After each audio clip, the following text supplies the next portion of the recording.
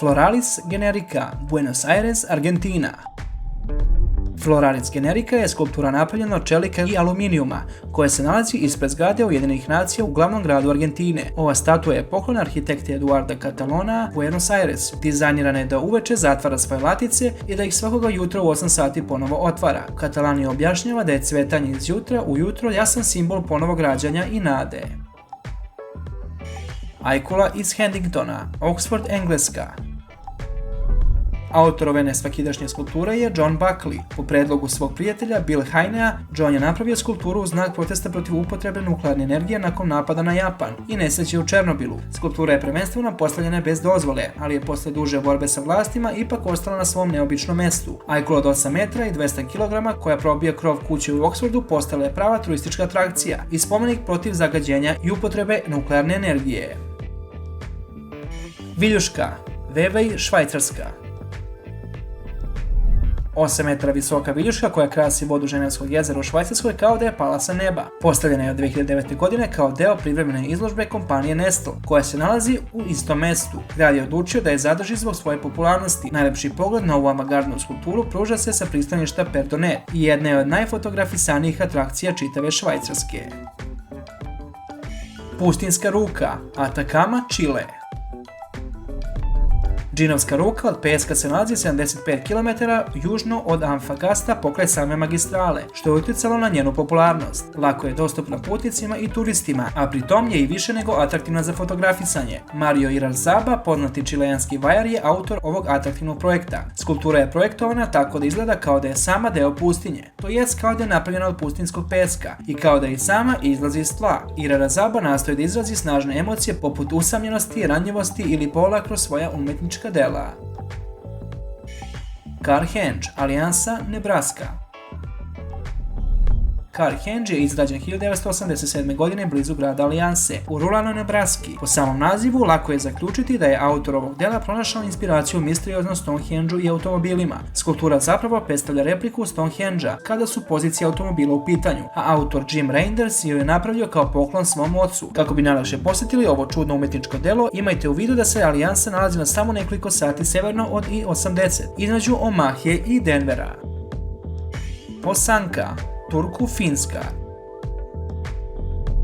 Posanka je jedna od instalacija koja definitivno zaslužuje da bude na listi najneobičnijih skulptura na svetu. Na prvi pogled, lako je zamisliti ovakvu skulpturu kada je recimo Japan u pitanju, ali ona se ipak nalazi u Finskoj. Sama reč Posanka je najlakše objasniti kao kombinaciju finskih reči sa značenjem svinja i patka. Tačnije, reč posu predstavlja finski naziv za tradicionalnu nemačku i skandinavsku poslasticu marcipana u obliku svinje, a reč anka na finskom jeziku predstavlja dječju igračku za kupanje u obliku patke. Statua je visoka 4,8 metara, a ideja je potekla iz protesta umetnika Alvar Gulišcena prema GMO tehnologijama u proizvodnji hrane. Postavljena je 1990. godine kada je bila plutajuća skulptura, a od 2001. godine stoji nepomično u gradu Turku. U toku novogodišnjih i božićnih praznika Posanka dobija kapu Deda Mraza.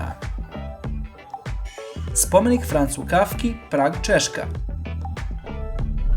David Černi, utjecajni češki umetnik, je tvorac pokretnog spomenika Francu Kafki. Iako ovo nije jedini spomenik najpopularnijem Čehu, svakako je jedan od originalnijih. Sastoji se od 42 rotirajuće ploče od nerađajućeg čelika, koje se okreću u raznim pravcima da bi se u jednom trenutku poravnale tako da formiraju Kafkin lik. Prostor između ploča je namazan posebnom vrstom ulja. Kompanija Deimos je prihvatila na sebe da izvrši ovaj zahtevan zadatak, kada je u pitanju sklapanje spomenika i rotiranje ploča. Kritičari vrlo često govore da se ovom skulpturom okreće glava, ali koliko često spomenik okrene glavu za vama.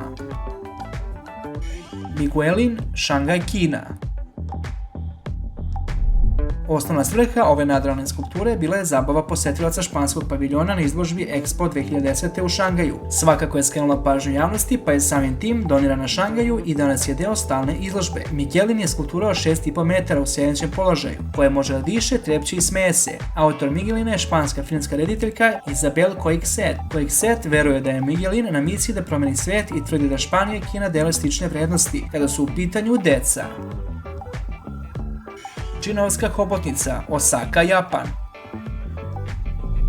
Masivna skulptura ružičaste hobotnice se nalazi iznad restorana Dotonbori Konamon Museum u Osaki, gde posetioci mogu da probaju, sami spremaju i saznaju zanimljivosti o japanskom specijalitetu tokayaki. Na prvom spratu su demonstracije tehnike spremanja i degustacije takojakija, poznatog restorana Takoija Dotonbori Kukuru. U istorijskom muzeju Konamon na drugom spratu se nalazi istorijski dokumenti o čuvenom smeđem sosu koji je sastavni deo specijaliteta. Na trećem spratu možete sami napraviti takoyaki. Pored hobotnice, druga skulptura koju možete zapaziti sa šetališta Dotonbori je rak iznad restorana Kanadoraku. Ove skulpture daju kartonizovani izgled čitavom šetalištu.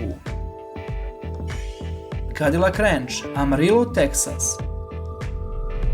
Čuveni ranč Cadillaca je javno-umetnička instalacija Ant Farm Art grupe, koju su činili Chip Lord, Hudson Marquez i Doug Michaels. Ovaj spomenik simbolizuje snove i nade američkog naroda. Instalacija se sastoji od 10 Cadillaca, koji su zakopani prednjim delom u zemlju. Nastala je 1974. godine i vrlo brzo je postala zanimljiva atrakcija za turiste. Automobili su bili stari i trkački, korišćeni ili oronuli automobili uzastopnih generacija. Kroz instalaciju može se vidjeti evolucija u dizajnu Cadillaca. Automobili su oslikani grafitima i ukoliko osetite potrebu da doprinesete, crtanje grafita je dozvoljeno. Ranč Cadillaca je vrlo često atrakcija za snimanje filmova i muzičkih spotova.